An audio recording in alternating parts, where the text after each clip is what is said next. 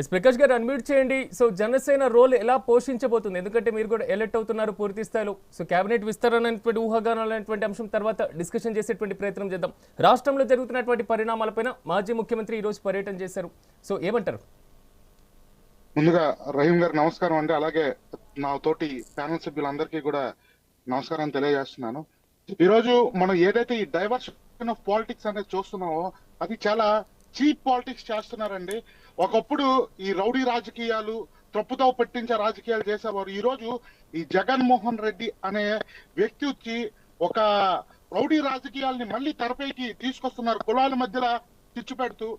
ఈ రోజు వాళ్ళ హయాంలో ఉండేటప్పుడు మా పవన్ కళ్యాణ్ గారి సతీమణి గారిని దూషించారు, అలానే మా పవన్ కళ్యాణ్ గారి కుటుంబ సభ్యులందరికీ దూషించారండి. ఆ రోజు కూడా వీళ్ళందరూ కూడా ఎటువంటి నీచమైన రాజకీయం చేశారు అంటే ఈ రోజు అదే సేమ్ ప్యాటర్న్ అన్నమాట. అంటే కొంచెం డైవర్షన్ ఆఫ్ పాలిటిక్స్ చేసి ఒక రౌడీ రాజకీయాన్ని తీసుకొస్తున్నారు. మీరు మనకందరికీ తెలిసిందే, అంబటి రాంబాబు గారు ఏమి చిన్న వయసు ఉన్న వ్యక్తి కాదు.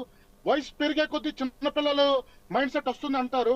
బహుశా దీన్ని కూడా వీళ్ళు వయసు పెరిగే కొద్దని ఏదైనా ఓడుకుంటుందంటే ఇది ఈ జగన్మోహన్ రెడ్డి గారు పార్టీ వల్లే ఓడుకుంటున్నారని కూడా నేను స్పష్టంగా తెలియజేస్తున్నాను. ఆ లడ్డూలో ఏదైతే కల్తీ జరిగిందో దాదాపుగా మనందరికీ తెలిసిందే, 60 లక్షల లీటర్ల దిది కల్తీ జరిగిందండి. అందులో 50,000 లీటర్ వరకు కూడా మనకి ఏదైతే 50 లక్షల లీటర్ల వరకు మనకు పామాయిల్ తో ఉంది. మిగతా 2 లక్షల పైచిలకు జంతువులతో వచ్చిన వ్యర్థాలతో చేసిన ఈ యొక్క కల్తీ నయ్యను కూడా వీళ్ళు ఇక్కడ వాడటం జరిగింది.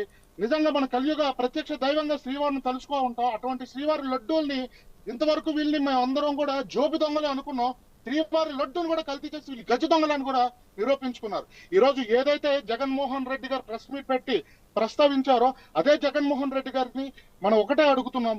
మేము ఏం మాట్లాడుతున్నాం అంటే జనసేన పార్టీ తరఫున, కూటమి తరఫున ఏం మాట్లాడుతున్నాం అంటే ఆ రోజు పవన్ కళ్యాణ్ గారు విశాఖ జిల్లా వచ్చేటప్పుడు నవ్వటల్ పరిసర ప్రాంతాల్లో ఎటువంటి ఇబ్బందులు కలిగించారనేది రాష్ట్ర ప్రజలు అందరికీ తెలుసండి. ఆ రోజు ఈ రోజు అయినటువంటి కొంతమంది ఎమ్మెల్యేలు అయ్యారు. ఆ రోజు అరెస్ట్ అయిన వాళ్ళు, అందులో రిమాండ్కి వెళ్ళిన వాళ్ళు, మేము అరెస్ట్ అయిన వాళ్ళు నేను కూడా ఉన్నాను. ఆ రోజు మాకు పెట్టిన ఇబ్బంది మీకు చెప్తున్నా, మరి పోలీస్ స్టేషన్ లో మంచి నీళ్ళు ఇచ్చే నాదుడు కూడా లేరండి. ఆ రోజు అటువంటి ఇబ్బందులు పడి ఈ రోజు జనసేన పార్టీ తరఫున డిప్యూటీ సీఎం ఆనందం ఉంది. బట్ ఈ రోజు మళ్ళీ వచ్చి ఒక చీప్ పాలిటిక్స్ అనేది ఇలా తిప్పుతున్నారండి. మళ్ళీ రాయలసీమ రాజకీయం తెచ్చి మనలో మనకి చిచ్చులు పెట్టి మనలో మనకి వాడు ఒక స్కెచ్ గీసాడు, ఆ స్కెచ్ లో మనం పడే ప్రక్రియని వీళ్ళు ఏర్పాటు చేస్తున్నారు. సో ఏదైతే ఈ డైవర్షన్ ఆఫ్ పాలిటిక్స్ అనేది ఈ వైఎస్ జగన్మోహన్ రెడ్డి గారు కానీ వాళ్ళ వైసీపీ పార్టీ నేతలు గారు చేస్తున్నారు అనేది ఇది చాలా తప్పు. ఎందుకంటే దీని వల్ల ఏదైతే ఈ రాష్ట్రం ఇప్పుడు కూటమి ప్రభుత్వం తరఫున ఎంతైతే మెరుగు సాగుతుందో ఇవన్నిటికీ కూడా వీళ్ళు ఇది ఇంకా కూడా ఈ కూటమి ప్రభుత్వం మళ్ళీ వీళ్ళే వస్తారు అనే 100% నమ్మి వీళ్ళు ఇది అవుతున్నారు. రైట్. ఎస్ రామారావు గారు నమస్తే అండి.